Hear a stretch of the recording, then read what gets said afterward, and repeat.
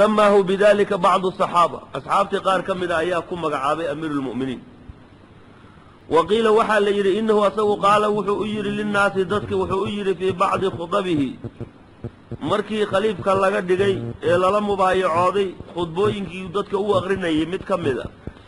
yaa wuxuu yidhi ayuha annaas antumul mu'minuuna wa ana amiirukum ayuha annaasu dadow antum adinku almu'minuuna baa tihiin wa ana aniguna amiirukum amiirkiinni baan ahay fasumiya waxaa lagu magacaabay amiiru lmu'miniin wa kaana wuxuu ahaa qabla daalika intaan amiiru lmu'miniin la odhanin horteed yuqaalu lahu waxaa la dhihi jiray yaa khaliifati rasuuli illaahi sala allahu calayhi wasalam khaliifkii nabiga khaliifkiisiyo oo sida abubakar oo khaliifkii nabiga ahaa ayuu asaguna khaliif kasii noqday weeye markaa sida cumar wey waaladii kannaahu biabi xabsin abi xabsin yaa ugu kuniyey oo u bixiyey nabiga annabiyu weeye sala allahu calayhi wasalam sida cumar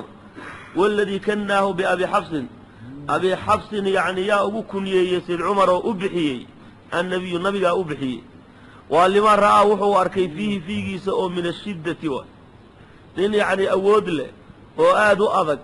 oo yacni qowlkiisa iyo ficilkiisuba adag yahay ayuu ahaa oo aad looga haybaysta waayo markaasuu abu xabsi u bixiyey nabigu waalxabsu luqatan alasad baa la yidhaha marka abu xabsaha shajaacada iyo geesinimada iyo quwada ayaa loogu bixiyey abu xabs walaqabahu nabigu wuxuu kaloo ugu naanaysay ninkaas bilfaaruuq cumar alfaaruuqna waa la yidhahdaa lianna allaha tacaala ilaahay baa faraqa bihi bayna alxaqi waalbaatil xaqi iyo baatilkii baa ilaahay ku kala saaray sid cumar fa huwa asagu awalu man jahara bilislaam islaamka qof la jahara ee kor ugu dhawaaqa asaga ugu horreeyey waay sid cumar baa ugu horreeyey وأيد الله به دعوة الصادق المصدوق الصادق المصدوق نبي محمد وي صلى الله عليه وسلم دعودي سبا إلهي كو أيدي دعودي قوتي وان لما قال مركم النبي صلى الله عليه وسلم اللهم أعز الإسلام بأحب الرجلين إليك إلهي يا إسلامك كو حوجي وكو قوي لبنن متك أذيك أكتر هذا اللي جعليها يا ذو جعشايوه لوضع المحيهم بعمر بن الخطاب أو بعمر بن هشام واي أبي جهل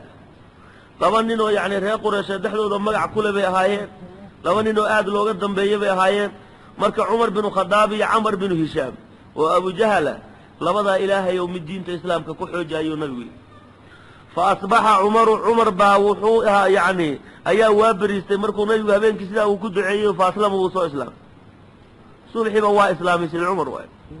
هاي إمام أحمد باورنا يا حديث كاس يعني ونبي سيدا ودعي اللهم أعز الإسلام بأحب الرجلين إليك بعمر بن الخطاب وبعمر بن هشام يعني دعاء ذاس ونبي كدعي حديث كذا إمام أحمد باورنا ترمذي باورنا إمام الترمذي باوري حسن بوكوش يا صحيح عوال أبو نعيم با في الحل يكوري مرحبا فقال رسول الله وحي صلى الله عليه وسلم أتاني جبريل بأيمد فقال وحي يربو لجبريل قد استبشر أهل السماء أهل السماء وحي كفر حين وياد أبو بشاري سنة بإسلام عمر إسلام نمدي سواي أهل السماء ودم با كفر حسن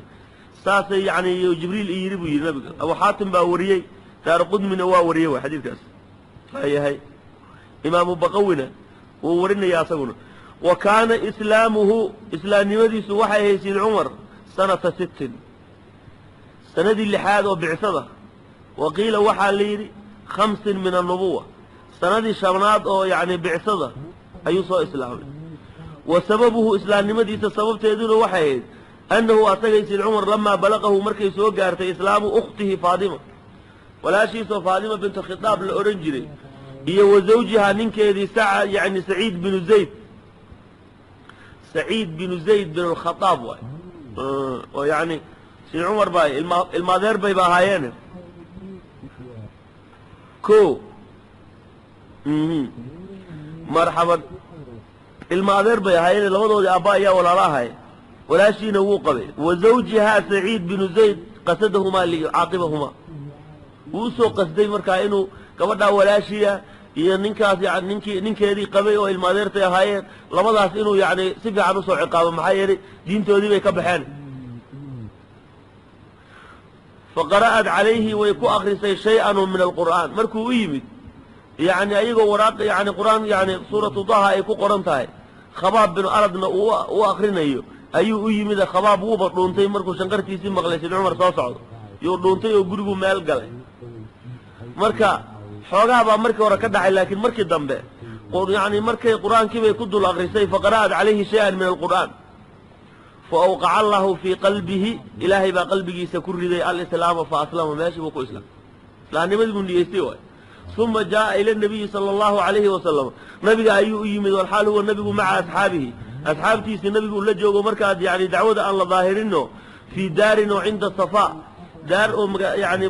safa agteeda ku taallay daaro yani arqab ibnu abilarqam ninkii la odhan jiray daartiisa ayaa dacwada lagu fulin jiray hoos ahaan loogu waday halkaasuu marka ugu yimid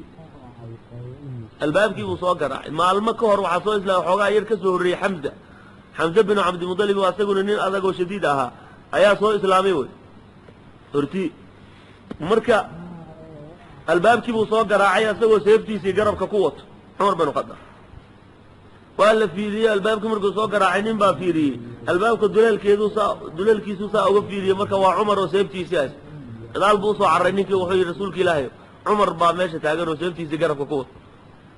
waa laga baqayaa dee waxaa loo malaynayaa shar waxaan ahayn inuuna u soconin waana nin adagoo haddee wuxuu soo niyeysto fulinayo wey xamzoo meesha fadhiyey baa marka hadloo wuxuu yidhi albaabka ka fura buu yidhi in kaana yuriidu sharan qatalnaahu bisayfi wain kaana yuriidu khayran qabilnaahu haddii uu shar doonayo seeftiisaanu ku dilaynaa bui mid asagu garab ku wataan ku dilayn hadduu khayr rabo o islaamnimo u jeedana dee waan ka aqbalaynaa gacmo furan baan kusoo dhawaynaynaa ee ka fura albaabka waxaa ma sheegay nabiga ayaa u istaago wuxuu yidhi iska fadhiya adinku waxaan aniga ahayn oo ka furaya albaabka ma jira nabiga u kacay calayhi salaatu wasalaam albaabku ka furay markaasuu halkaa kuleetiyo ku dhigay markaasuu nabigu wuxuu ku yidhi calayhi salaatu wasalaam yani nin reebtoomayo oo gaalnimada iyo xumaanta ka harayo matid yabna alkhadaab ilaa uu ilaahay kugu soo dejiye qaarico masiibo uu ilaahay kugu soo dejiye markaa rasuulka ilaahay waa nimid buu yidhi anoo islaamaya ayaanu islaamnimo anu imid halkii buu kaga dhawaaqay shahaadadii markaasaa dadkii daarta ku jiray oo dhan ayaa takbiirsaday wey faraxan biislaami isagoo islaamnimadiisa lagu faraxsanya faadhara islaamahu islaamnimadiisii buu daahiriyey fakabara almuslimuun faraxanoo bidalika wabasharahu nabiyu sala allahu calayhi wasalama biljana nabiguna wuxuu ugu bishaareeyey janno wa shahida lahu wuxuu uga markhaati kacay nebigu oo u sheegay biana allaha tacaala jacala alxaqa xaqi inuu yeelay calaa lisaanihi wa qalbih wa ana shaydaana shaydaankii yafaru minhu inuu ka cararayo intaasoo bishaaraha si cumar baa loogu bishaareeyey waay ina allaha jacala alxaq calaa lisaani cumara wa qalbihi baa ilaahay iyuu nabigu yidhi calayhi salaatu wasalaam ilaahay wuxuu xaqi yeelay yani sid cumar lisaankiisa iyo carabkiisa wa iyo qalbigiisa wa yani weligii qowlkiisa ayuu waxyigu waafaqi jiray kusoo degi jiray wa xaq waxaan hayna dee maba doonayo qalbigiisa ilaahay xaquu waafajiyey way shaydaankuna waddaduu maro waa ka cararaya ya yani ma qaado cumaru fajan ma qaado ilaa salaka shaydaanu fajan aakhara ayuu nebigu waddadaa uu sid cumar maraya shaydaan ma soo mari karo waa inuu waddada kale u cararo kama soo agdhowaan karo wax shaydaan la yidhahdo